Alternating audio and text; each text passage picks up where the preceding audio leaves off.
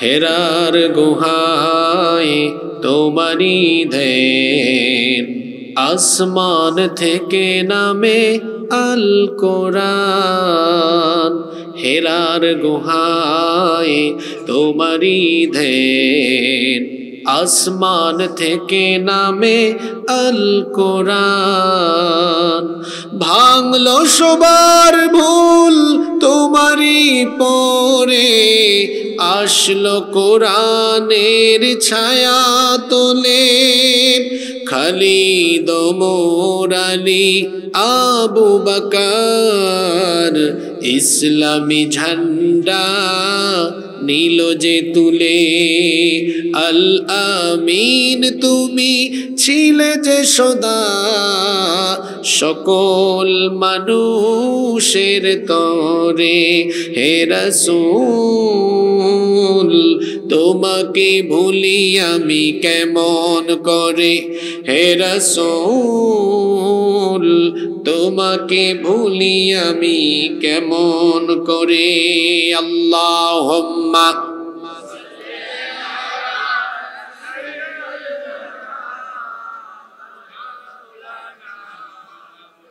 ওয়া আলা আলি সাইয়্যিদিনা। বাংলাদেশের ঐতিহ্যবাহী কুমিল্লা জেলার লালমাই উপজেলায় অবস্থিত বেতুয়া ও উত্তর কৃষ্ণপুর গ্রামবাসী এবং যুব সমাজের যৌথ ব্যবস্থাপনায় আয়োজিত আজকের এই তাফসীরুল কোরআন মাহফিলের চলমান অধিবেশনের মোহতারাম শ্রদ্ধাভাজন সভাপতি, উপস্থিত হযরত উলামায়ে কেরাম, আমার সামনে বসা পিতৃতুল্য সম্মানিত মুরব্বিয়ানে ইদাম, যুগে যুগে আল্লাহর জমিনে আল্লাহর দ্বীন প্রতিষ্ঠায় যারা অগ্রসেনানীর ভূমিকা পালন করেছেন, আমার কলিজার টুকরা প্রিয় যুবক, তরুণ এবং ছাত্র ভাইয়েরা, পর্দার আড়াল থেকে শ্রবণরতা শ্রদ্ধেয়া মা এবং বোনেরা, উপস্থিত মিডিয়ার প্রিয় কর্মী এবং সাংবাদিক ভাইয়েরা, প্রিয় বেতুয়া, উত্তর কৃষ্ণপুর, লালমাই তথা আমার প্রিয় কুমিল্লাবাসী, আপনারা সবাই কেমন আছেন? আলহামদুলিল্লাহ, আমিও আল্লাহর রহমতে ভালো আছি। আমাদের সবাইকে সুস্থতার সাথে বাঁচিয়ে রেখে আজকের এই সুন্দর, বরকতময়, নান্দনিক এবং জান্নাতি এই আয়োজনে আমাদেরকে শামিল হওয়ার তৌফিক যিনি দান করেছেন, গলার আওয়াজ বড় করে সবাই বলেন তো তিনি কে? সেই মহান রবের জন্য হৃদয়ের সবটুকু ভালোবাসা, আবেগ, অনুভূতিকে উজাড় করে দিয়ে খুশি মনে প্রাণবন্ত আওয়াজে উচ্চ কণ্ঠে কালিমাতুশ শুকর আদায় করে আমরা সকলেই পড়ছি আলহামদুলিল্লাহ।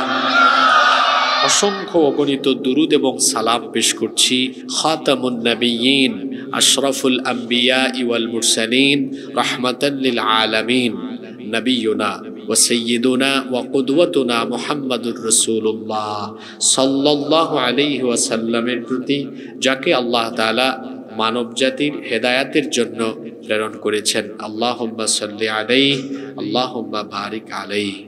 সম্মানিত উপস্থিতি, সময় হচ্ছে মানুষের জীবনের সবচেয়ে গুরুত্বপূর্ণ নেয়ামত। যে সময় আমাদের জীবন থেকে চলে যায় তা আর কোনোদিন ফিরে আসে না, আসবেও না। এজন্য কোরআনে কারীমের বরকতময় এই মাহফিলে অপ্রাসঙ্গিক কোনো কথা বলে আমরা সময়ের বরকত নষ্ট করতে চাই না। সরাসরি আমরা আল্লাহর কালাম থেকে হেদায়েতের নিয়তে কিছু কথা বলতে চাই, শুনতে চাই ইনশাআল্লাহ। আল্লাহ তাআলা আমাদেরকে হেদায়েতের নিয়তে বলার এবং শোনার তৌফিক দান করেন, আমরা সবাই বলি আমিন। সম্মানিত উপস্থিতি, এই পৃথিবীতে আমাদেরকে যিনি পাঠিয়েছেন, সবাই মহব্বতে আওয়াজ দিয়ে বলেন তো তিনি কে? আমরা এসেছি আল্লাহর কাছ থেকে, চলে যাব আবার আল্লাহর কাছে। ইন্না লিল্লাহি ওয়া ইন্না ইলাইহি রাজিউন। নিশ্চয়ই আমরা আল্লাহর, আবার ফিরে যাব আল্লাহর কাছে। এই পৃথিবী হলো আমাদের জন্য মুসাফিরখানা। অল্প কয়েক মিনিট, কিছু সময় এখানে আমরা আছি। আর আশ্চর্যের ব্যাপার হলো, কে কতক্ষণ থাকবো এটা কেউ জানেও না। কেউ জানে? কেউ জানে না। আমরা একদিন এই পৃথিবী ছেড়ে চলে যাব, আল্লাহর সামনে দাঁড়াবো। সেই দিন আমাদের গোটা জীবনের হিসেব নিকেশ করে তারপরে আমাদের কর্মফল যিনি দান করবেন তিনি কে? বিচারের দিবসে মানুষকে প্রতিদান দেওয়া হবে এইভাবে। আল্লাহ সূরা জিলজালে বলেছেন, ফামাই আমাল মিসকালা যাররাতিন খায়রান ইয়ারাহ ওয়া মাই আমাল মিসকালা যাররাতিন শাররান ইয়ারাহ। অনুপরিমাণ কেউ যদি ভালো কাজ করে সেও তা দেখবে, আবার অনুপরিমাণ ক্ষুদ্রাতি ক্ষুদ্র খারাপ কাজ কেউ যদি করে সেও তা দেখবে, অর্থাৎ তার প্রতিফল সে পাবে। মানুষ যা করেছে ওয়া ওয়াজাদু মা আমিলু হাদিরা, সব সে হাজির দেখবে, সব কিছু তার সামনে। আল্লাহ তাআলা দেখাবো তুমি এই কাজ করেছো। যদি কেউ এই দুনিয়াতে আল্লাহর বিধান লঙ্ঘনকারী অর্থাৎ পাপী তাপী গুনাহগার হয়, তাহলে তার এই গুনাহের পাপের শাস্তি হিসাবে তাকে জাহান্নামে জেনে নিক্ষেপ করবেন তিনি কে? তবে এমন কিছু পাপ আছে, এমন কিছু গুনাহ আছে যেই গুনাহের শাস্তি আখিরাতে তো পাবেই, কিন্তু এই গুনাহের শাস্তি শুরু হয়ে যাবে দুনিয়ায়। কিছু গুনাহ এমন আছে যেই গুনাহের শাস্তি শুরু হয়ে যায় কোথা থেকে? আমার কথা কি বোঝা যায়? আখিরাতে তো শাস্তি আছেই, কিন্তু কিছু গুনাহ এমন আছে যেই গুনাহের শাস্তি আখিরাতের আগে দুনিয়ায় থাকতেই শুরু হয়ে যায়। এবং এই গুনাহের শাস্তি তার উপরে আসে কিভাবে আসে? তার জীবনে বালা মুসিবত, দুঃখ কষ্ট, বিপদ আপদ, বড় বড় রোগ, তারপর রিজিকে বরকত নাই, অভাব অনটন দারিদ্র, এমন এমন মুসিবত তার সামনে আসবে, নিঃশ্বাস প্রশান্তিতে নিতে পারবে না। দেখেন নাই 15 বছর যারা মানুষের উপর জুলুম করেছে, হাদিসে তো এসেছে জুলুমের শাস্তি দুনিয়াতে আরম্ভ হয়। চোরের দল সবকিছু পালায়া থইয়া একেবারে দেশ থেকে পালিয়ে যেতে বাধ্য হয়েছে। বলেন শান্তি আছে? জোরে বলেন শান্তি আছে? না, জুলুমের শাস্তি শুরু হয় কোথায়? দুনিয়ায়। আখিরাতে তো আছেই, কিন্তু এটা শুরু হবে কোথায়? দুনিয়ায়। তাহলে এমন কিছু পাপ আছে যেই পাপের শাস্তি শুরু হবে কোথায়? দুনিয়ায়। তবে এই দুনিয়াতে শাস্তি আরম্ভ হলে কিছু মানুষ আছে আবার তওবা করে আল্লাহর পথে ফিরে আসে। কেউ যদি তওবা করে আল্লাহর পথে ফিরে আসে তো তাকে আখিরাতের আযাব থেকে এবং দুনিয়ায়ও তাকে মাফ করে এরপরে আখিরাতে নাজাত দিয়ে দিবেন কে? এজন্য আল্লাহ তাআলা বলছেন, আমি আমার বান্দাদের উপরে এতটা কঠোর নই, আমার বান্দাকে আমি কঠিন শাস্তি দেওয়ার আগে এই দুনিয়াতে থাকা অবস্থায় ছোট ছোট আযাব তাকে দেই, যাতে করে সে আমার ভয়ে আমার পথে ফিরে আসতে পারে। সুবহানাল্লাহ। এজন্য রব্বুল আলামিন কোরআনুল কারীমের 32 নম্বর সূরা সূরাতুস সাজদা এর 21 নম্বর আয়াতে বলছেন, ওয়ালা নুযীকান্নাহুম মিনাল আযাবিল আদনা দুনাল আযাবিল আকবারি লাআল্লাহুম ইয়ারজিউন। আল্লাহ তাআলা বলছেন, আর অবশ্যই আমি তোমাদেরকে কঠিন শাস্তি আস্বাদন করানোর আগে ছোট ছোট শাস্তি দিব, যাতে করে আমার এই ছোট ছোট শাস্তির সম্মুখীন হলে পরে তোমরা আমার ভয়ে আবার আমার পথে ফিরে আসতে পারো। তাহলে বোঝা গেল আল্লাহ তাআলা দুনিয়ায় যদি কাউকে আযাব দেন, শাস্তি দেন, এই শাস্তি আল্লাহ এই কারণে দেন যাতে আল্লাহর ভয়ে সে আল্লাহর পথে ফিরে আসতে পারে। কেউ যদি আল্লাহকে ভয় না করে, আল্লাহর পথে ফিরে না এসে সে যদি গুনাহ করতেই থাকে তো তাকে দুনিয়াতে শাস্তি দিয়ে দিয়ে যিনি মারবেন তিনি কে? দুনিয়াতেও আযাব আর গজবে পড়বে, আখিরাতেও শাস্তি আছে। তাহলে বোঝা গেল এমন কিছু গুনাহ আছে যেই গুনাহের শাস্তি শুরু হয় কোথায়? সবাই বলেন কোথায়? আজকে এই ধরনের কিছু গুনার কথা বলবো, যে গুনাহ করলে দুনিয়া থেকে আযাব শুরু হবে। নাম্বার 1, 1 নাম্বার, আল্লাহর নেয়ামত অস্বীকার করলে, আল্লাহর নেয়ামত ভোগ করে নাফরমানি করলে দুনিয়াতেই আপনাকে বিপদে মুসিবতে আযাবে গজবে ফেলবেন কে? আচ্ছা বলেন তো দেখি, আমাদের চারপাশে যত নেয়ামত আছে এই নেয়ামতগুলো কার? আস্তে বলবেন না, জোরে বলেন, নেয়ামতগুলো কার? কোরআনুল কারীমের 16 নম্বর সূরা সূরাতুন নাহলের 53 নম্বর আয়াতে আল্লাহ তাআলা বলছেন, ওয়া মা বিকুম মিন নি'মাতিন ফামিনাল্লাহ, তোমাদের যত নিয়ামত আছে সব নিয়ামত যিনি দিয়েছেন তিনি কে? সব আল্লাহর নিয়ামত। এই দুনিয়াতে যা কিছু আছে সব কিছু আল্লাহ সৃষ্টি করেছেন মানুষের জন্য, আর মানুষকে আল্লাহ সৃষ্টি করেছেন তার গোলামের জন্য। সুবহানাল্লাহ। আল্লাহ মানুষ বানিয়েছেন কার গোলামের জন্য? আর সব কিছু বানিয়েছেন আল্লাহ কার জন্য? মানুষের জন্য। এই যে আমার আপনার চোখের সামনে গাছপালা, নদী নালা, খাল বিল, হাওর বাহর, সাগর, এক কথায় আসমান জমিনের যত ব্যবস্থাপনা সব হলো আল্লাহ আমাদের খেদমতের জন্য এগুলো সৃষ্টি করেছেন। সুবহানাল্লাহ। আল্লাহ বলছেন, বান্দা আমার নিয়ামত তুমি ভোগ করো, আমার কোনো অসুবিধা নাই। তুমি নিয়ামত ভোগ করার পরে আমার শুকরগুজার হও। আমি তোমার কাছে কিছুই চাই না, শুধু আমি তোমার শুকরগুজারি চাই।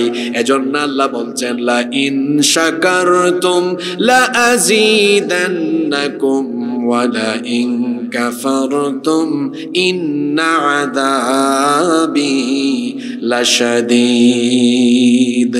কোরআন কারীমের 14 নম্বর সূরা, সূরা ইব্রাহিমের 7 নম্বর আয়াত এটা। আল্লাহ তাআলা বলছেন, যদি তোমরা আমার শুকরগুজার বান্দা হও, তোমাদেরকে যে নিয়ামত দিয়েছি আমি আল্লাহ দয়া করে নিয়ামতের পরিমাণ আরো বহু গুণে বাড়িয়ে দিব। আল্লাহ নিয়ামত বাড়ায় দিবেন। আর ওয়ালা ইন কাফারতুম, যদি অকৃতজ্ঞ হও, নাফরমানি করো, মনে রাখো ইন্না আযাবি লাশাদীদ, নিশ্চয়ই আমার আযাব বড় কঠিন। নিঃশ্বাস নেই, এটাও আল্লাহর নিয়ামত। আমি কথা বলতে পারি, এটাও আল্লাহর নিয়ামত। আমি খেতে পারি, এটাও আল্লাহর নিয়ামত। আমি চলতে পারি, এটাও আল্লাহর নিয়ামত। এক কথায় আমরা আল্লাহর নিয়ামতের সাগরে ডুবে আছি। এই নিয়ামত ভোগ করার পরে যে ব্যক্তি আল্লাহর নাফরমানি করবে সেই ব্যক্তিকে দুনিয়াতেই আযাবে আর গজবে ফেলবেন কে? যেমন আল্লাহ আপনাকে সম্পদশালী বানিয়েছেন, আপনার বাড়ি আছে, সম্পদ আছে, টাকা আছে, পয়সা আছে, এগুলো আল্লাহর নিয়ামত।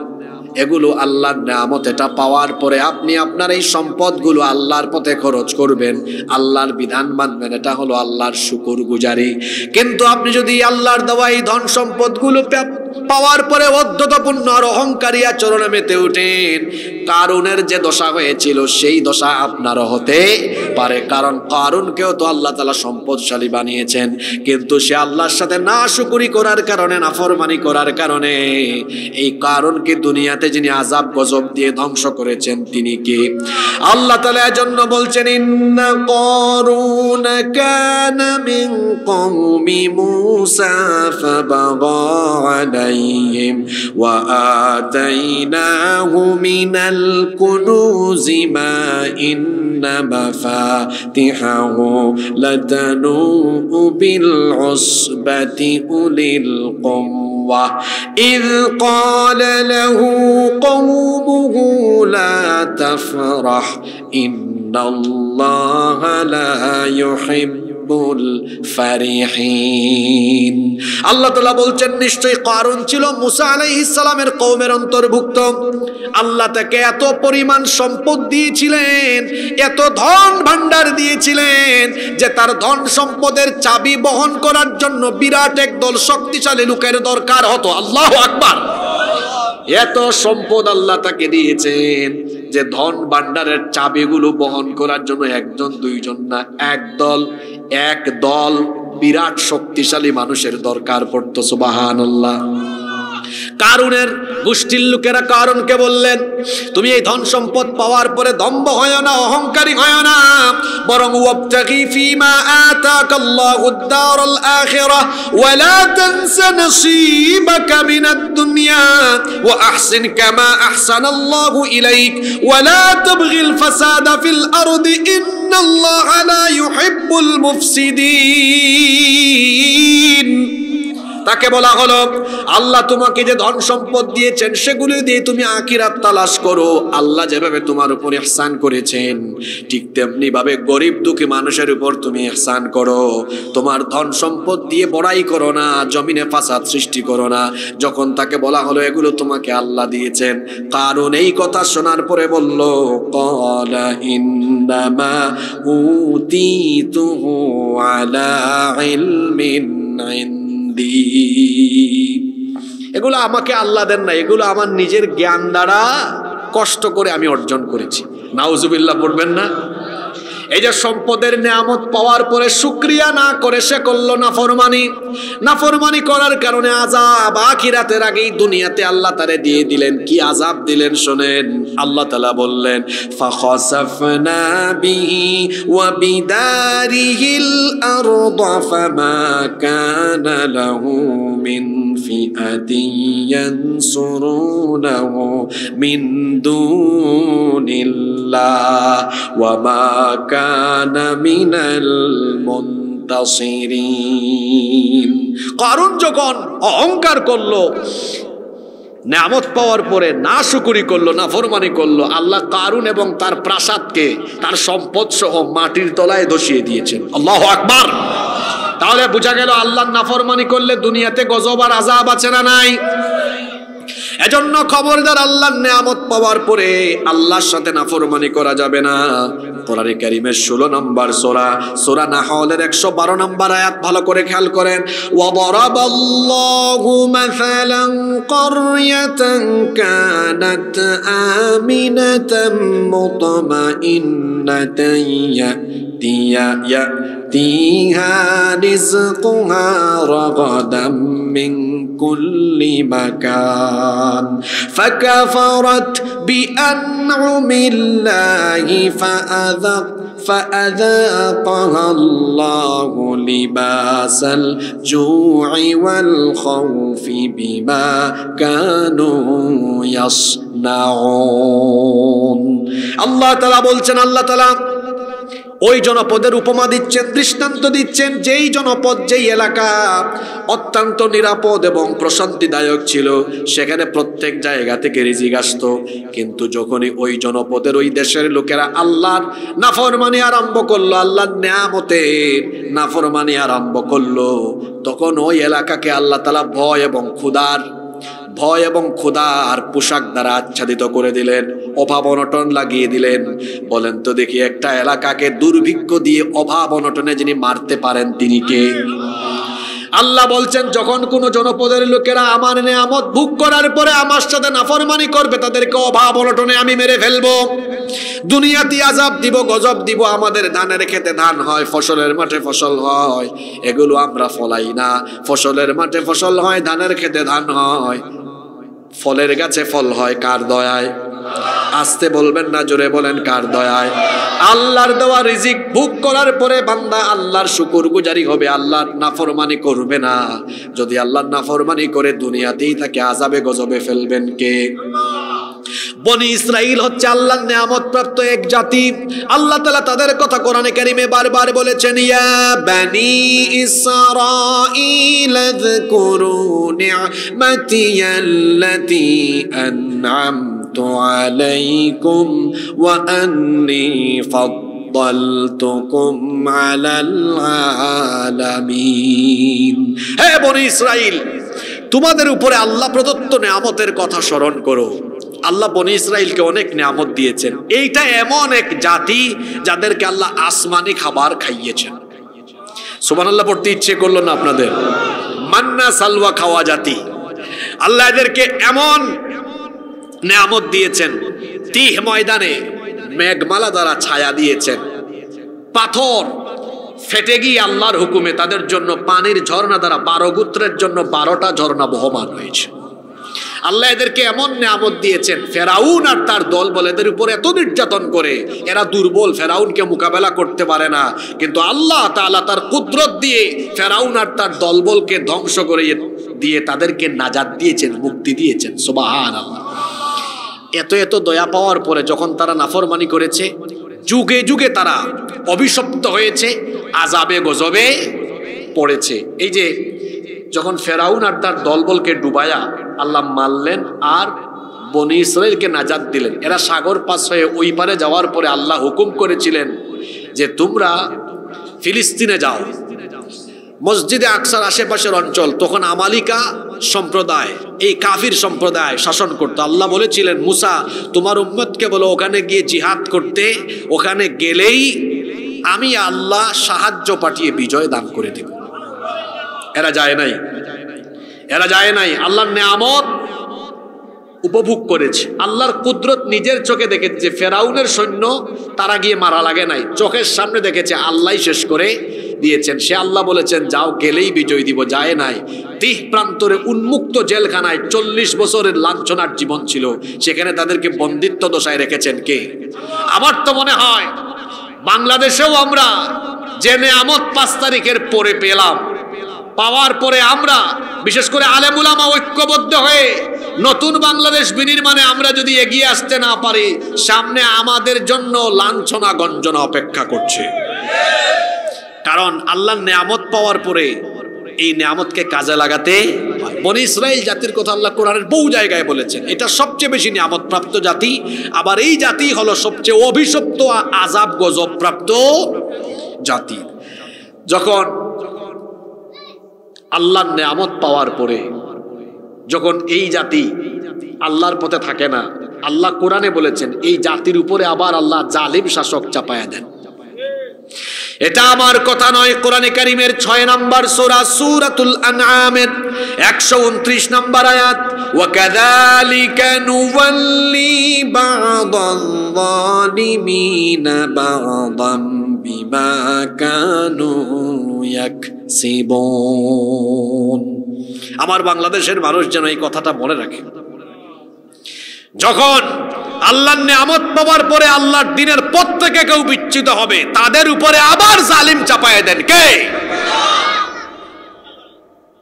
জুলুম থেকে মুক্ত হয়ে আবার জালিমের কালো থাবায় যেন ফিরে না যান, আমার জাতিকে আমি সতর্ক করছি। এজন্য ঐক্যবদ্ধ হতে হবে, জালেমের জুলুমের কালো হাতকে ভেঙে চুরে টুকরা টুকরা করে দিতে হবে। জালিমকে কখনো ক্ষমা করা যায়? মাফ করা যায়? সাপ, একটা সাপ ধরার পরে ছেড়ে দিলে ফিরে এসে কি মারে? ছোবল মারে না, আদর দিবে আপনাকে ধইরা? জালিম, জালিমকে আল্লাহর নবী বলেছেন উনসুর আখাকা যালিমান আও মাজলুমা, তোমার ভাই জালিম হলেও সাহায্য করো, মজলুম হলেও সাহায্য করো। সাহাবীরা বললেন ওগো আল্লাহর নবী, মজলুমকে তো সাহায্য করা যায়, জালিমকে আবার সাহায্য করবো কেমনে?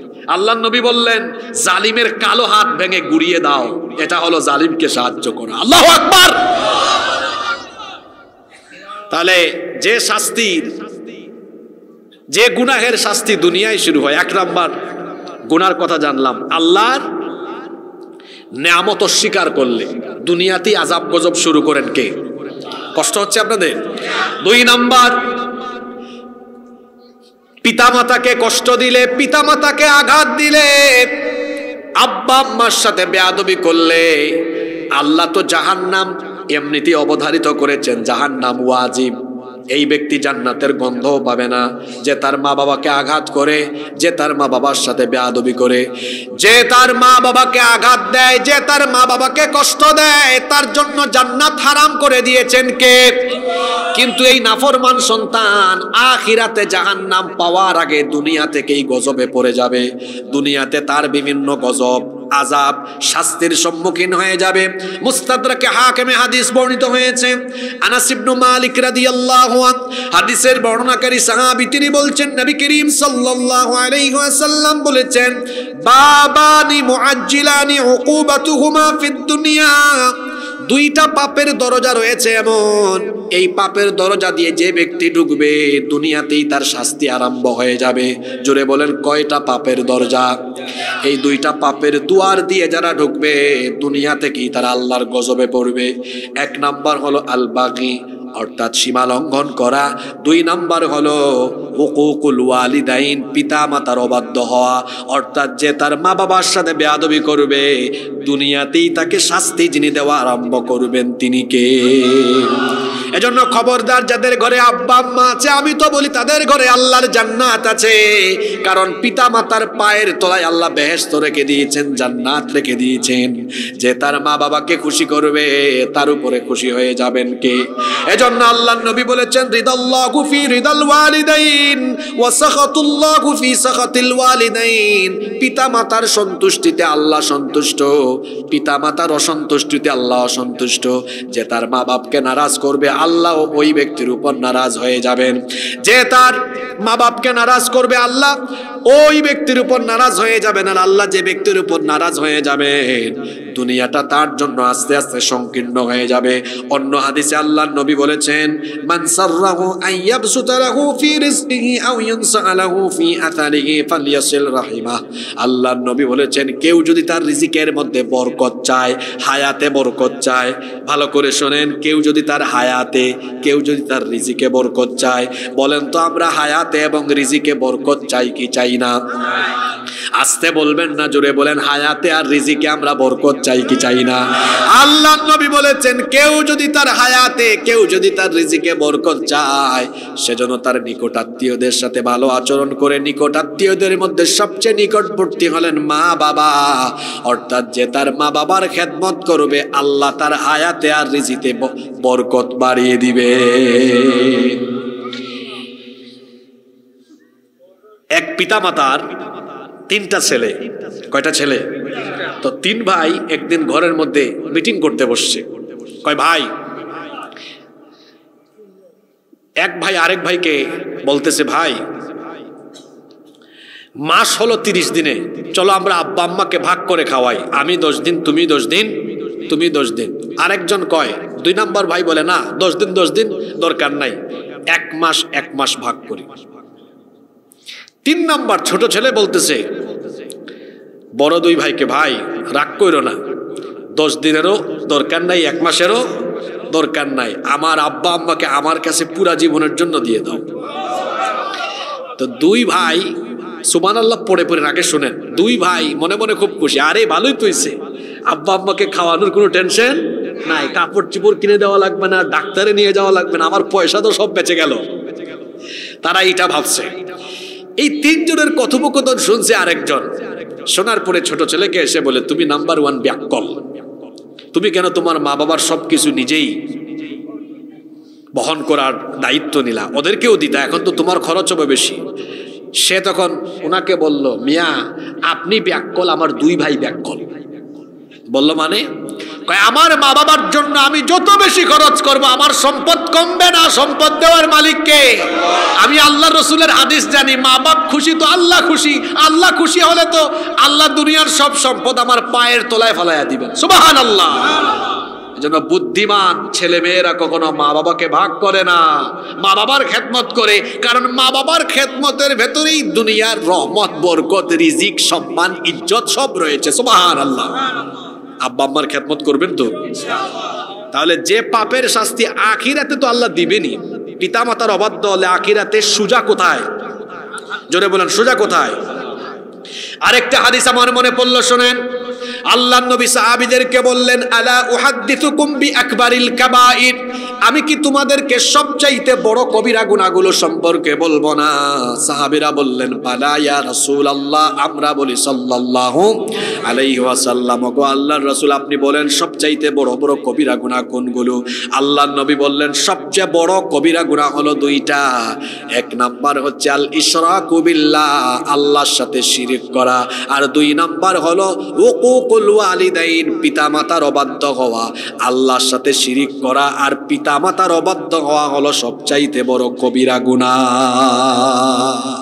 তাহলে এই কবিরা গুনাহ, মা বাবার সাথে বেয়াদবি করলে এই কবিরা গুনাহের শাস্তি কি? বিনা হিসাবে। জোরে বলেন বিনা হিসাবে। ওই জাহান্নাম তো মরার পরে পাবে, মরার আগেই আমি বললাম যারা পিতা মাতার খেদমত করে না, মা বাপকে খাওয়ায় না, তুমি কুত্তার মতো মরবা। তোমার রিজিকে বরকত হবে না, সারা জীবন অভাব থাকবে, অনটন থাকবে, রোগবালাই থাকবে, শান্তি পাবা না, অশান্তির দাবানলে চলে পুরে তোমার জীবন তছনছ হয়ে যাবে।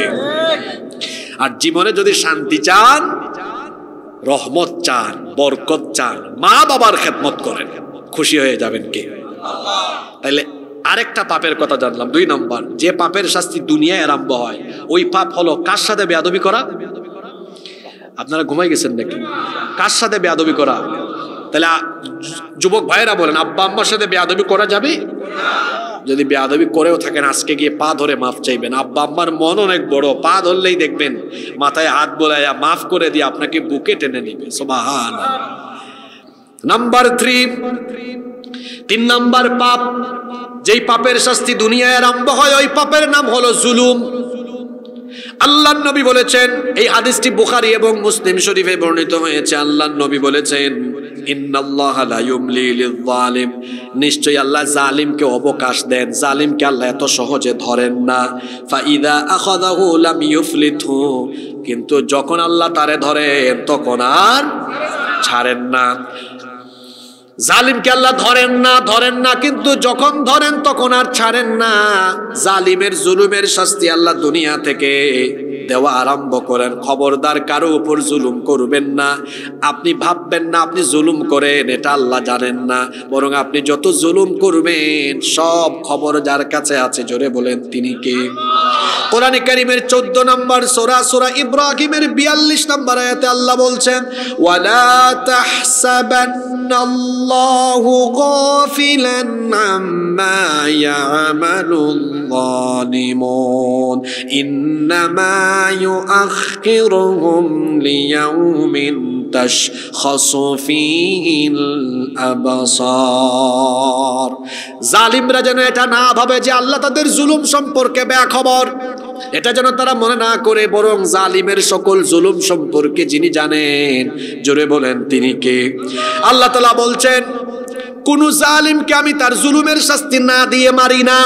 কোরআনে কারীমের 22 নম্বর সূরা, সূরাতুল হাজের 45 নম্বর আয়াতে আল্লাহ বলছেন, ফাকাআইয়িম মিন ক্বরয়াতিন আহলাকনাহা ওয়া হিয়া যালিমাতুন ফাহিয়া খাওয়িয়াতুন আলা উরুশিহা ওয়া বিইরিম মুআত্তালাতিন ওয়া কসরিম মাশীদ।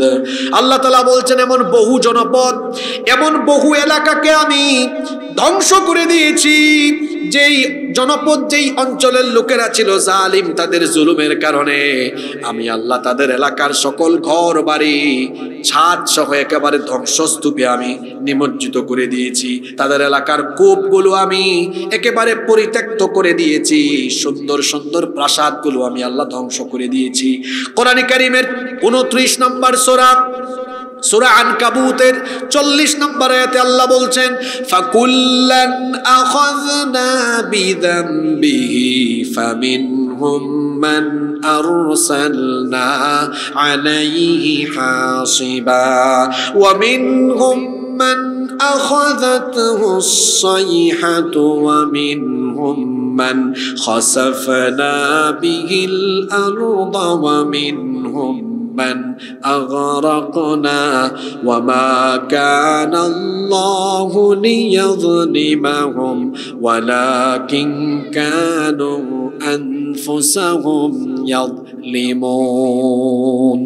আল্লাহ তাআলা বলছেন, প্রত্যেককে আমি তাদের জুলুমের কারণে ধরেছি, পাকড়াও করেছি। কাউকে কাউকে তাদের জুলুমের কারণে তাদের উপরে আমি পাথর কুচির বৃষ্টি পাঠিয়ে সমূলে ধ্বংস করে দিয়েছি।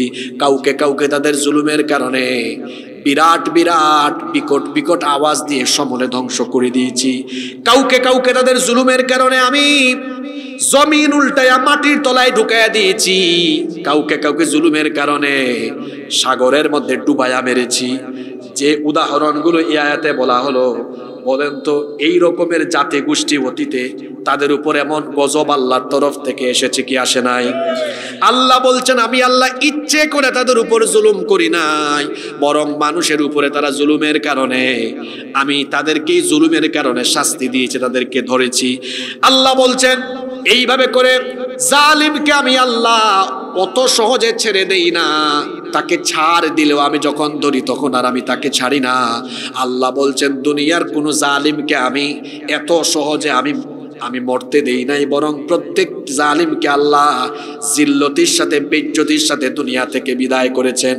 আমার দেশে গত 15 বছর 16 বছর আমরা জায়গায় জায়গায় কোরআন হাদিস দিয়ে বলেছি, খবরদার মানুষের উপর জুলুম করবেন না। মুখের ফুটফুটে হাসি এটা চিরকাল থাকবে না, কারণ যে ব্যক্তি জুলুম করবে সে একদিন না একদিন জুলুমের শাস্তি পাবেই পাবে। মানুষের উপর জুলুম করতে করতে মানুষকে যারা নির্যাতন নিপীড়নে একেবারে নিপীড়নের জাতাকলে পিষ্ট করেছিল, জুলুমের ফলাফল হিসাবে আল্লাহ তাআলা তাদেরকে দেশের মাটি ছাড়া করে দেশ থেকে বিতাড়িত করে দিয়েছে। জুলুমের শাস্তি দুনিয়াতেই আরম্ভ হয়। জুলুমের শাস্তি দেন কে? আরো জোরে বলেন কে?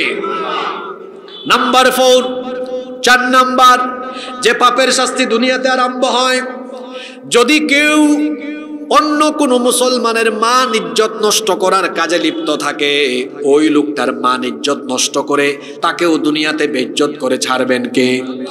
এই স্বভাবের মানুষ আমাদের সমাজে আছে না নাই? সুযোগ পাইলেই মানুষের সামনে মানুষকে বেইজ্জত করে। কি আছে? এরকম আছে? আমরা গত 15 বছর দেখেছি নিরপরাধ আলেমদেরকে দড়ি দিয়া হাত পা বেঁধে আদালতে উঠিয়েছেন। আল্লাহ দেখেন নাই ছিল? আজকে তাদেরকেও ঠিক একই কায়দায় মাঝে মাঝে আদালতে উঠানো হয়। এক মাঘে শীত, কোন মানুষের মান ইজ্জত নষ্ট করার চেষ্টা করবেন না। খুব ভয়ঙ্কর হাদিস। عن ابن عمر رضي الله عنهما عن ابن عمر رضي الله عنهما قال, আব্দুল্লাহ ইবনে উমর রাদিয়াল্লাহু আনহুমা হাদিসের বর্ণনাকারী সাহাবী, তিনি বলছেন, সাইদা রাসূলুল্লাহ সাল্লাল্লাহু আলাইহি ওয়াসাল্লাম আল মিম্বার ফানাদা বিসাউতিন রাফি'। তিনি বলছেন আল্লাহর নবী মিম্বরে আরোহণ করলেন, তারপরে তিনি উঁচু গলার আওয়াজকে বড় করে বক্তৃতা দিলেন। তিনি বললেন, ইয়া মাশারা মান ক্বাদ আসলামা বিলিসানিহি ওয়া লাম ইউফদিল ঈমানু ইলা কলবিহি। হে ওই সকল লোকেরা শোনো, যারা মুখে ঈমানের ঘোষণা দিয়েছ কিন্তু অন্তরে এখনো যাদের ঈমান বদ্ধমূল হয় নাই, ভালো করে শোনো। লা তুযুল মুসলিমিন, মুসলমানকে কষ্ট দিও না। ওয়ালা তুআইরুহুম, কোন মুসলমানকে শরম দিও না। ওয়ালা তাত্তাবিউ আওরাতিহিম, কোন মুসলমানের দোষ ত্রুটি কোন মুসলমানের দোষ ত্রুটি তালাশে তুমি মগ্ন হয় না। কিছু মানুষ আছে দেখেন ছিদ্রান্বেষণ করে, খালি মানুষের ছিদ্র খুঁজে বেড়ায়। এমন মানুষ আমার সমাজে আছে না নাই? আল্লাহর নবী বলেছেন এটা করো না। মানুষের গোপন বিষয়গুলো তালাশের চেষ্টা করো না। ফা ইন্নাহু মান তাত্তাবা আওরাতা আখিহিল মুসলিমি তাত্তাবা আল্লাহু আওরাতাহু, যে ব্যক্তি কোনো মুসলমানের গোপন বিষয় তালাশ করতে লেগে যাবে, আল্লাহ ওই ব্যক্তির গোপন বিষয় মানুষের সামনে ফাঁস করে দিবেন। এরপরে আল্লাহর নবী বলছেন, ওয়ামান তাত্তাবা আল্লাহু আওরাতাহু ইয়াফদাহু ওয়ালাউ ফি জাওফি রিহলিহি, আল্লাহ যখন কোনো ব্যক্তির গোপন বিষয় ফাঁস করে দিবেন, উটের হাওদায় লুকালেও ওই ব্যক্তিকে মানুষের সামনে অপমানিত করে দিবেন কে? খবরদার মানুষকে অপমান করার চেষ্টায় থাকবেন না, আল্লাহ আপনাকে বেইজ্জত করে ছেড়ে দিবেন। আল্লাহর নবী বলেছেন, লা ইয়াসতুরু আবদুন আবদান ফিদ দুনিয়া ইল্লা সাতারাহুল্লাহু ইয়াউমাল কিয়ামাহ। মুসলিম শরীফের হাদিস। আল্লাহর নবী বলেছেন, যে ব্যক্তি তার কোনো মুসলমান ভাইয়ের দোষ ত্রুটি গোপন রাখবে, আল্লাহ কিয়ামতের দিন ওই ব্যক্তির গোপন দোষ ত্রুটিগুলো আল্লাহ গোপন করে দিবেন। আপনি আরেকজনের দোষ ত্রুটি দেখছেন, মানুষের সামনে বলিয়েন না। হ্যাঁ, সংশোধন দিলে একাকী তাকে দেন, কিন্তু মানুষের সামনে এগুলো বলে তাকে লজ্জায় ফেলবেন না। আপনি আরেকজনের দোষ ত্রুটি গোপন রাখলে আল্লাহর নবী বলেছেন, আল্লাহ আপনার দোষ ত্রুটি কিয়ামতে গোপন রেখে আপনাকে মাফ করে দিবেন। আমরা শুধু সুবহানাল্লাহ কইতে জানি, কিন্তু এগুলো আমল করতে জানি না। এই যে আমাদের গ্রামে গ্রামে যে চায়ের দোকান, টঙের দোকান আছে, এটা তো পার্লামেন্ট, এটা গ্রাম্য পার্লামেন্ট। এটার নাম কি? গ্রাম্য পার্লামেন্ট। ওখানে দেখবেন শুধু সমালোচনা আর মানুষের এত দোষ ত্রুটি। আর হুজুর, ইমাম সাহেব হুজুরের ভুলের কোনো অভাব নাই। দেখবেন কিছু কিছু মসজিদ কমিটির মুসল্লি আছে, খালি হুজুরের দোষ খুঁজে, অথচ তার মধ্যে দোষের কোনো অভাব। মানুষের দোষ ত্রুটি খুঁজে বেড়াবেন না, নিজের চরকায় তেল দেন, কারণ প্রত্যেকেরই ভুল আছে না নাই? আপনি যদি অন্য কারো দোষ ত্রুটি গোপন রাখেন, আল্লাহ আপনার দোষ ত্রুটি গোপন রেখে কিয়ামতের দিন আপনাকে জাহান্নাম থেকে বাঁচিয়ে দিবেন। তাহলে আরেকটা পাপ আমরা জানলাম, যে পাপের শাস্তি দুনিয়ায় আছে, সেটা হলো ছিদ্রান্বেষণ করা। কিছু মানুষ আছে তার কোনো কাজ নাই, শুধু কে কি কোন জায়গায় করে এগুলা দেখে আর মানুষকে বলে বেড়ায়। আল্লাহ এই খারাপ গুণ থেকে আমাদেরকে হেফাজত করেন। নাম্বার 5 নাম্বার, যে পাপের শাস্তি আল্লাহ দুনিয়াতে দেওয়া আরম্ভ করেন সেটা হলো, কেউ যদি আত্মীয়তার সম্পর্ক ছিন্ন করে, এটা মারাত্মক অপরাধ। আল্লাহর নবী বলেছেন, যে ব্যক্তি আত্মীয়তার সম্পর্ক ছিন্ন করে, ওই ব্যক্তির সাথে আল্লাহ সম্পর্ক ছিন্ন করে ফেলেন। আত্মীয়তার সম্পর্ক ছিন্নকারী ব্যক্তি আল্লাহর জান্নাতে যেতে পারবে। আবার হাদিস শরীফে এসেছে, আল্লাহর নবী বলেছেন, মা মিন যামবিন আহরা আইয়ুআজ্জিলাল্লাহু লিসাহিবিহিল উকুবাহ আইয়াজআলাল্লাহু লিসাহিবিহিল উকুবাতা ফিদ দুনিয়া মা মা ইয়াদখিরু লাহু ফিল আখিরাতি মিন কাতিআতির রাহম ওয়াল বাগি। আল্লাহর নবী বলেছেন, সীমা লঙ্ঘন এবং আত্মীয়তার সম্পর্ক ছিন্ন করার মতো জঘন্য গুনাহ আর হতে পারে না, কারণ এই গুনাহের শাস্তি খুব দ্রুত দুনিয়াতে যিনি দিয়ে দেন তিনি কে? অনেকে আছে তার আত্মীয় স্বজন, চাচা চাচি, দাদা দাদি, নানা নানি, ফুফা ফুফু, তার আত্মীয় স্বজনের সাথে যোগাযোগই রাখে না, সম্পর্কই রাখে না, এড়িয়ে চলে। যে ব্যক্তি আত্মীয়দেরকে অ্যাভয়েড করে চলবে, ওই ব্যক্তির সাথে আল্লাহ নিজেই সম্পর্ক ছিন্ন করবেন। দুনিয়াতে তার রিজিক কমে যাবে, অভাব অনটন বালা মুসিবতে পড়ে যাবে। তাহলে আমরা আত্মীয়দের সাথে ভালো আচরণ করব না খারাপ আচরণ করব? নাম্বার 6 নাম্বার, যে পাপের শাস্তি আল্লাহ দুনিয়ায় দেওয়া আরম্ভ করেন, সেই পাপের নাম হলো জিনা, ব্যভিচার। জিনা ব্যভিচার আজ আমার সমাজে এমন ভাবে ছড়িয়ে গিয়েছে, এখন বিশেষ করে প্রত্যেক যুবকের হাতে হাতে জিনা ব্যভিচারের একটা আকর্ষণীয় উপাদান হাতের মধ্যে আছে। এটার নাম কি? খবরদার আমার যুবক ভাইয়েরা, রাত জেগে জেগে মোবাইল আর ইন্টারনেটের অপব্যবহার করে জিনাহের সাগরে ডুব দিও না, কারণ জিনা এমন বড় মারাত্মক গুনাহ। এই পাপে যখন কোনো মানুষ লিপ্ত হয়ে যায়, আবু হুরায়রা রাদিয়াল্লাহু আনহু হাদিসের বর্ণনাকারী সাহাবী, এটা মুসলিম শরীফের হাদিস। আল্লাহর নবী বলেছেন, ইদা জানার রাজুলু খরাজা মিনহুল ঈমান কানা আলাইহি কাযুল্লাহ ফাইযা ইনকাতা রাজা ইলাইহিল ঈমান। কি ভয়ঙ্কর হাদিস! আল্লাহর নবী বলেছেন, যখন কোনো ব্যক্তি জিনা ব্যভিচারে লিপ্ত হয়ে যায়, তার ভেতর থেকে ঈমান তখন বের হয়ে যায়। যে ব্যক্তি জিনাহে লিপ্ত হয়, জিনায় লিপ্ত হলে পরে তার ভেতর থেকে ঈমান বের হয়ে তার মাথার উপরে মেঘের ছায়ার মতো ভাসতে থাকে। আল্লাহর নবী বলেছেন, যদি সে তওবা করে ফিরে আসে, তাহলে তার মাথার উপরে থাকা ঈমান আবার তার দিলের ভেতরে ঢুকে যায়। সুবহানাল্লাহ। এজন্য জেনে না জেনে আমরা যত পাপ করে ফেলেছি, না বুঝে যত গুনাহ করে ফেলেছি, আসেন আমরা আজকে তওবা করি। তওবা করলে আমাদের অন্তরে ঈমানটাকে আরো মজবুত যিনি করে দিবেন তিনি কে? কারণ আমরা কত পাপ করেছি এটা কেউ না জানলেও আপনি নিজে তো আপনার পাপের খবর জানেন কি জানেন না? জেনে না জেনে কত যে আমি করেছি পাপ, কতবার যে করেছি তাওবা, কতবার অনুতাপ। দুদিনে আবার সব ভুলে আমি মজে গেছি দুনিয়ায়, মাফ করো আমায়। পৃথিবী না জানো আমি তো জানি, আমি কি পাপ করেছি হায়। আমার পাপের করলে বিচার, বাঁচার আমার নাই উপায়। দয়াময় তুমি মাফ করো আমায়, মাফ করো আমায়। আমার পাপের নাই সীমা নাই, তুমি মেহেরবান, তুমি রহিম, তুমি রহমান, তুমি দয়াবান। আমায় তুমি করো গো মাফ, আমায় তুমি করো গো মাফ, এই গুনাহগার এই শুধু চাই, মাফ করো আমায়। পৃথিবী না জানো আমি তো জানি, আমি কি পাপ করেছি হায়, আমার পাপের করলে বিচার, বাঁচার আমার নাই উপায়।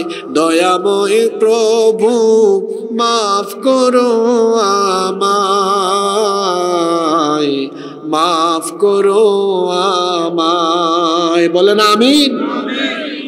জিনা ব্যভিচারের শাস্তি তো জাহান্নাম, কিন্তু এটা শুরু হবে কোথায়? জোরে বলেন কোথায়? ঈমান চলে যাবে।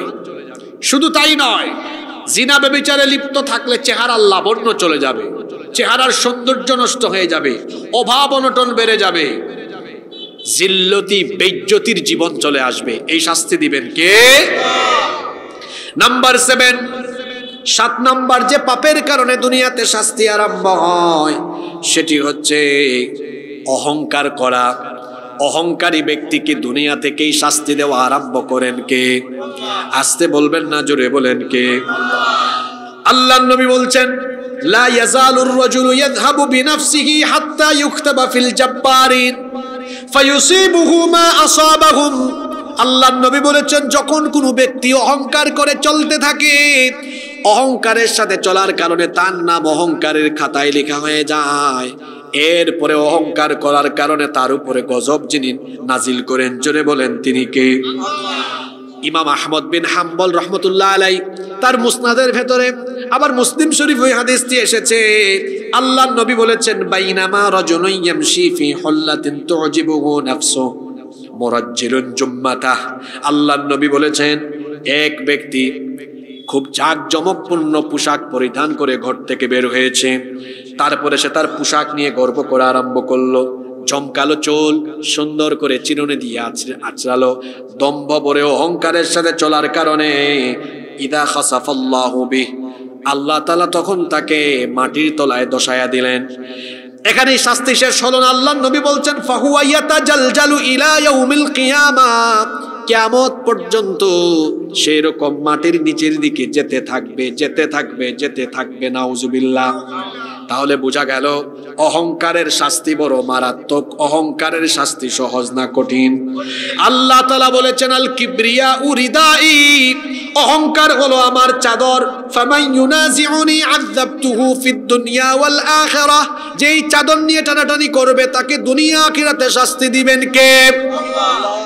কোনো কিছুর অহংকার করবেন না, জ্ঞানের বড়াই করবেন না, নইলে জ্ঞান ছিনাই আপনাকে পাগল বানায় দিতে পারেন কে?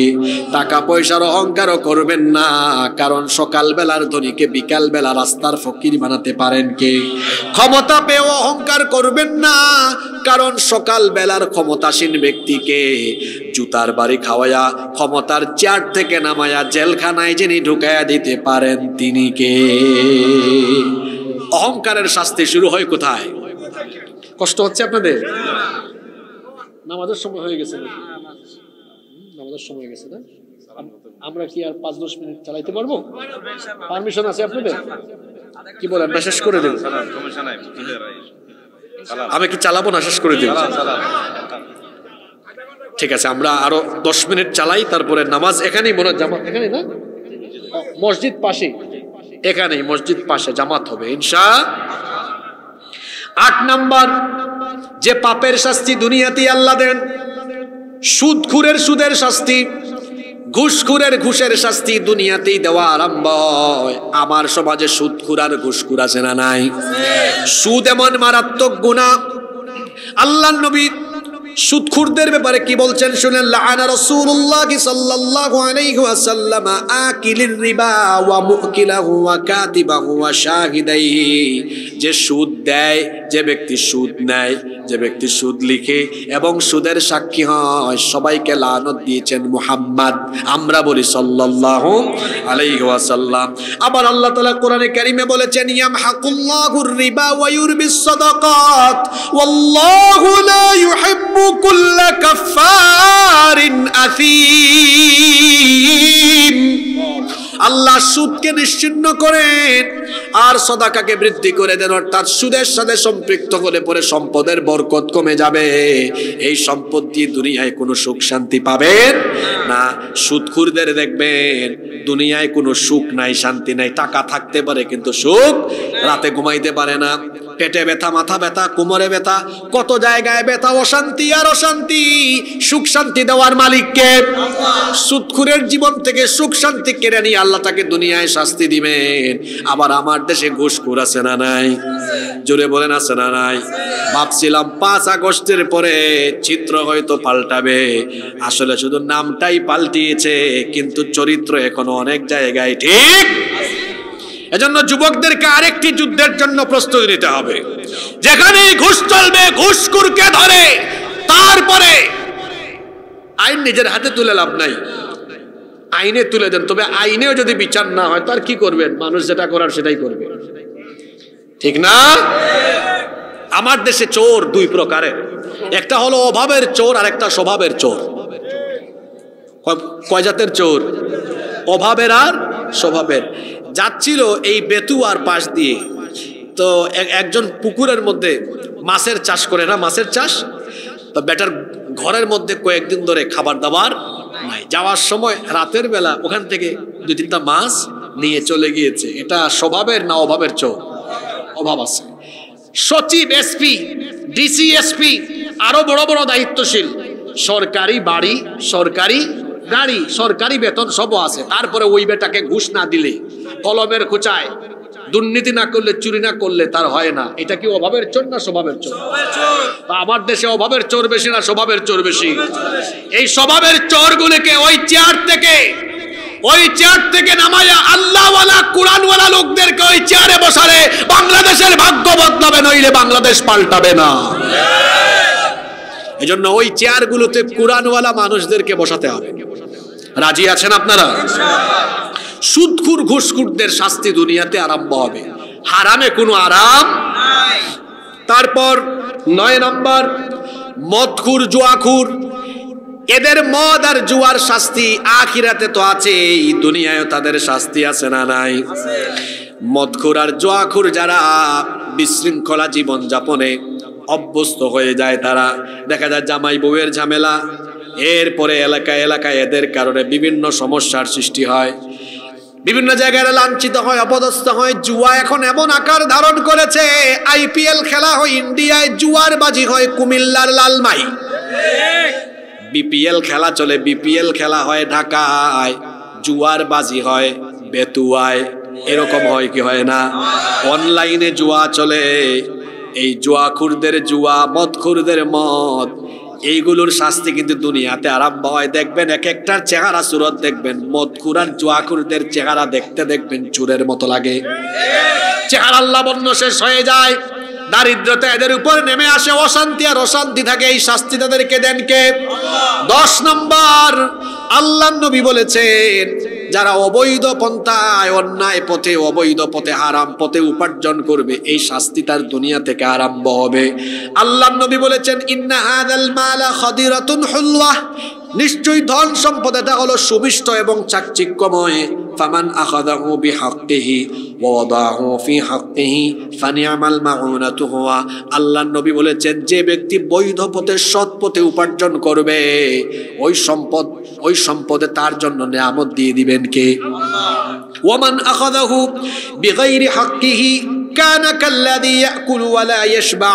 কিন্তু যে ব্যক্তি অন্যায় পথে, অবৈধ পথে, হারাম পথে উপার্জন করবে, এটাতে সে বরকত পাবে না। নবীজি এত সুন্দর মিসাল, এত সুন্দর উপমা দিয়েছেন, তার উদাহরণ হলো ওই ব্যক্তির মতো যেই ব্যক্তি খাবার খায় কিন্তু পেট ভরে না। অর্থাৎ সে যতই উপার্জন করবে, এই হারামখোরের পেট কখনো ভরবে ওয়ালা ইয়ামলা ফাহু ইল্লা তুরাব। এই হারামখোরের পেট 3.5 হাত কবরের মাটি ছাড়া আর কোনো কিছুতেই ভরবে। হারামখোরের দল হারাম উপায়ে উপার্জন করতে করতে প্রাচুর্য নিয়ে মত্ত আছে। আল্লাকুমুত তাকাতুর হাত্তা যুরতুমুল মাকাবির। প্রাচুর্যের প্রতিযোগিতা করতে করতে কবরে চলে যায়। এই হারামখোরের হারাম সম্পদের ভেতরে কোনো আরাম থাকবে? এই হারামখোর হারাম পথে যত উপার্জন করবে, মরার আগেই দেখবেন এই আল্লাহর গজবে পড়ে সব শেষ হয়ে যাবে। এত বড় বড় রোগ হবে দুনিয়ায় চিকিৎসাও পাবে না, বাংলাদেশে পাবে না। ওই মাউন্ট এলিজাবেথ পর্যন্ত পৌঁছাবে, হারাম পন্থায় উপার্জিত সব টাকা সম্পদ শেষ হবে, সুস্থ হতে পারবে।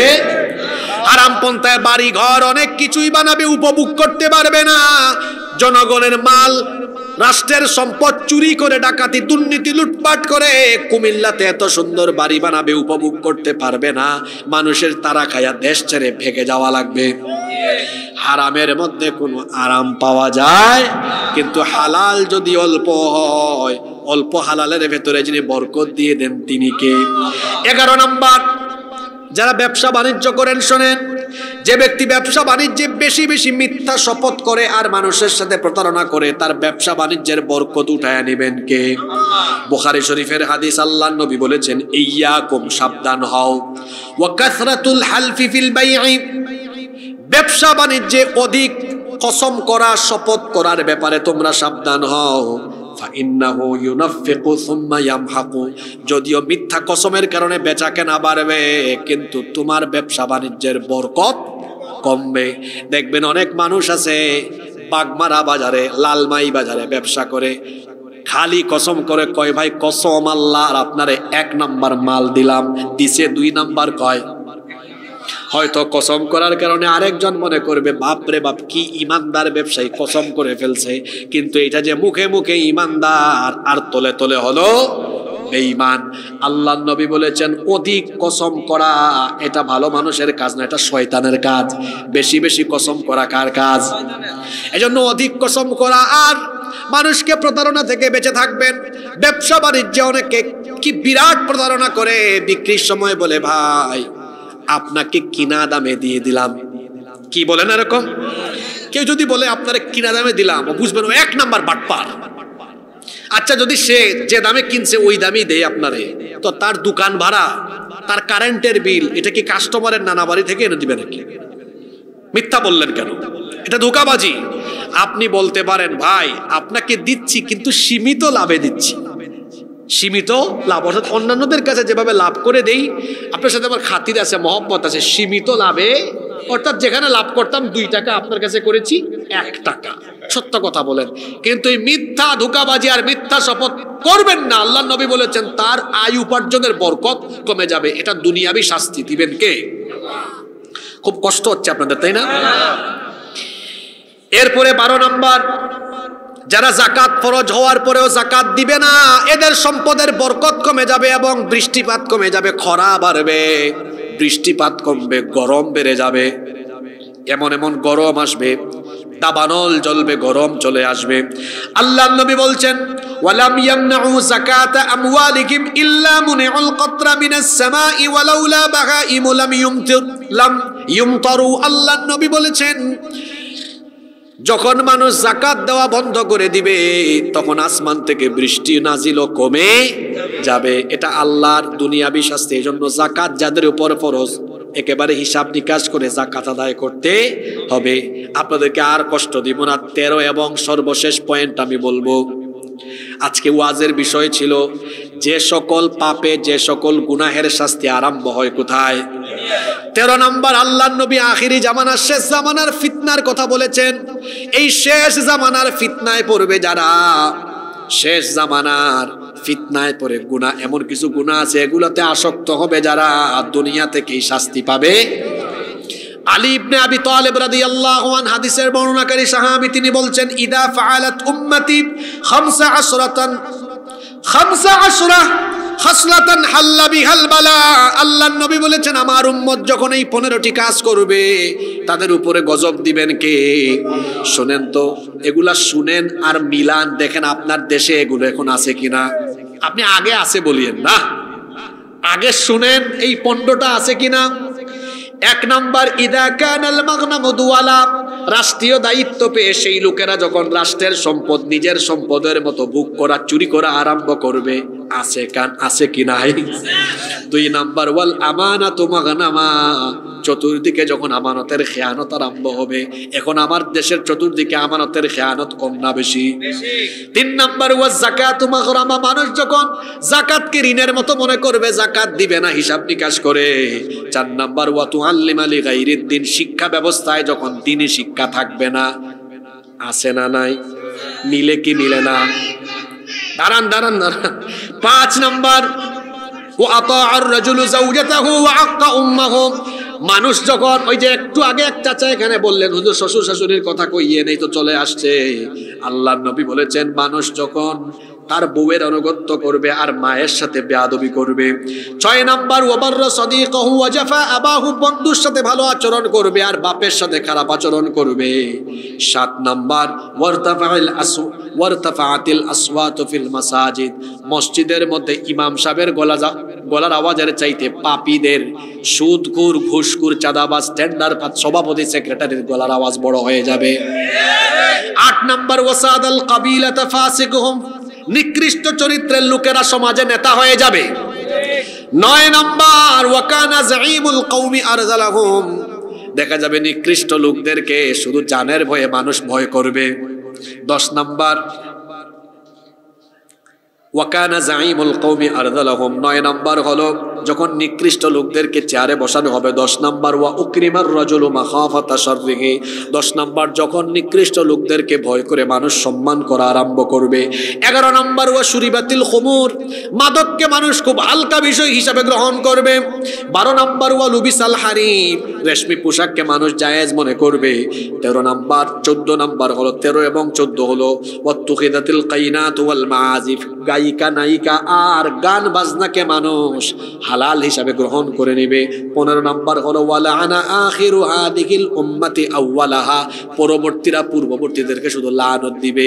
এই 15টা গুনাহের কথা আল্লাহর নবী বলার পরে বললেন, এগুলো যখন তোমাদের সমাজের মধ্যে প্রতিষ্ঠিত হয়ে যাবে, ফালিয়ারতাকিবু ইনদা যালিকা রিহান হামরা আও খাসফান ওয়া মাসখান ওয়া কাযফান, অপেক্ষা করো ঘন ঘন ভূমিকম্প, চেহারার বিকৃতি আর আগুনের দাবানলের গজবের জন্য অপেক্ষা করো। কিছুদিন আগে আমেরিকা লস অ্যাঞ্জেলেস, হলিউড শহর, দাবানলে শেষ না? আল্লাহর নবীর হাদিস মিলে কি মিলে না? ওই দেশে জিনা, ব্যভিচার, এই হাদিসে বলা অপরাধগুলো ওই দেশে নাই তো? জোরে বলেন আছে না নাই? এগুলো আমার দেশে থাকলে আমার দেশের উপরেও গজব। 13টা পয়েন্টে আজকে আমি কোরআন সুন্নাহর আলোকে কথা বললাম। হ্যাঁ, গুনাহের শাস্তি আখিরাতে হবে, কিন্তু এমন কিছু গুনাহ আছে এগুলোর শাস্তি শুরু হয়ে যাবে কোথায়? দুনিয়ায়। কত পয়েন্ট বললাম? আল্লাহর নাফরমানি, নিয়ামতের নাশুকরি, 2 পিতামাতার অবাধ্য হওয়া, ভুলে গেছেন নাকি? তারপর 3 নাম্বার কি বলেছিলাম? জুলুমের শাস্তি। 4 নাম্বার কি বলেছিলাম? মুসলমানের মান সম্মান নষ্ট করা। 5 নাম্বার আত্মীয়তার সম্পর্ক ছিন্ন করা। 6 নাম্বার জিনা ব্যভিচারে লিপ্ত হওয়া। 7 নাম্বার অহংকার করা। 8 নাম্বার সুদ ঘুষ খাওয়া। 9 নাম্বার মদ জুয়ায় লিপ্ত হওয়া। 10 নাম্বার হারাম পথে উপার্জন করা। 11 নাম্বার ব্যবসা বাণিজ্যে অধিক কসম, মিথ্যা কসম, প্রতারণা করা। 12 নাম্বার যাকাত ফরজ হলে যাকাত না দেওয়া। 13 নাম্বার শেষ জামানার ফিতনায় পড়া। এই গুনাহগুলোতে থাকলে দুনিয়া থেকেই গজব দিবেন কে? আল্লাহ আমাদেরকে শুধু এই গুনাহ না, সমস্ত গুনাহ থেকে বেঁচে থাকার তৌফিক দান করেন। এখন প্রশ্ন হলো, গুনাহ থেকে বেঁচে থাকবো আমরা কিভাবে? একটা আমল শেখার দরকার নাই? গুনাহ থেকে বেঁচে থাকতে পারবেন, একটা আয়াত বলে দিয়ে এই আয়াতের উপর আমল করে নিয়া, আইয়ুহাল্লাযীনা আমানু তাকুল্লাহা ওয়া কুনু মা'আস সাদিকিন। এই ইমানদারেরা, আল্লাহকে ভয় করো আর সত্যবাদীদের সাথে থাকো। কয়টা কথা? আল্লাহর ভয়। আল্লাহর ভয় মানে কি? কেউ যেটা দেখে না, কেউ যেটা শুনে না, সেটা দেখেন এবং শুনেন কে? এই ভয় থাকলে গুনাহ। আর 2, ভালো মানুষের সাথে থাকো, কারণ সৎসঙ্গে স্বর্গবাস, অসৎসঙ্গে। এক লোক আতরের দোকানে ঢুকছিল, আতর কিনে নাই, 10 মিনিট থাইকা বের হয়ে গেছে, সাথে কিসের গন্ধ?